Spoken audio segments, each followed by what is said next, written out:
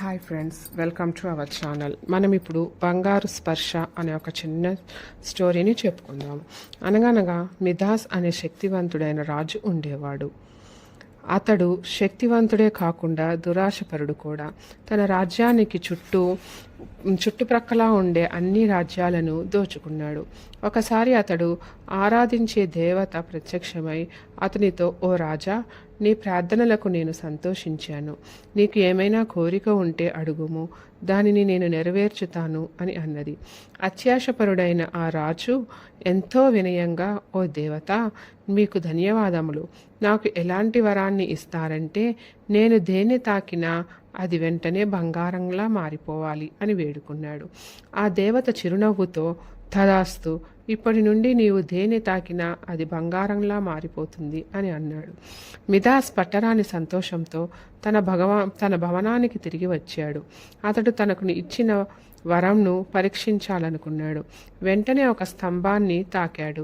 వెంటనే ఆ స్తంభంతో పాటు మొత్తం భవంతి అంతా బంగారంలా మారిపోయింది.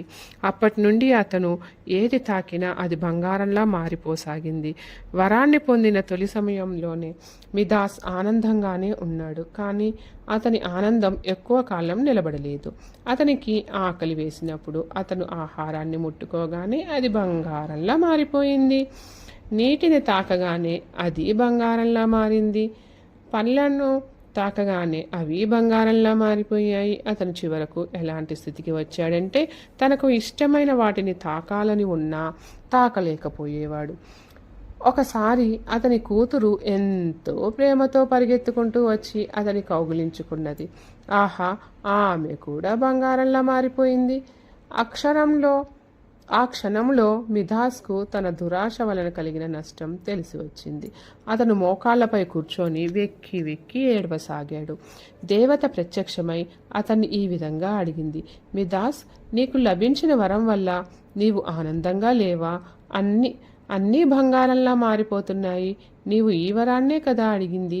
అమ్మా, నన్ను ఇంకా పరీక్షించి ఏడిపించకు అని ఏడుస్తూ అన్నాడు మిదాస్.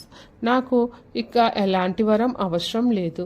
నన్ను సాధారణ మనిషిగా మార్చండి. నా క్రూరత్వం, దురాశ అన్నీ నా నుండి వెళ్ళిపోయాయి. నేను అందరి పట్ల దయకల, అందరినీ అర్థం చేసుకునే కొత్త రాజులా మారిపోవాలనుకుంటున్నాను అని వేడుకున్నాడు. దేవత అతనికి ఇచ్చిన వరాన్ని వెనక్కి తీసుకుంది. దానితో అన్ని సాధారణ స్థితికి వచ్చాయి. అప్పటి నుంచి మిదాస్ తన రాజ్యాన్ని ధర్మ మార్గంలో ప్రేమతో పరిపాలించాడు. ఒక గొప్ప రాజుల ప్రజల ప్రశంసలు అందుకున్నాడు. నీతి: దురాశ దుఃఖానికి కారణమవుతుంది. Thank you friends.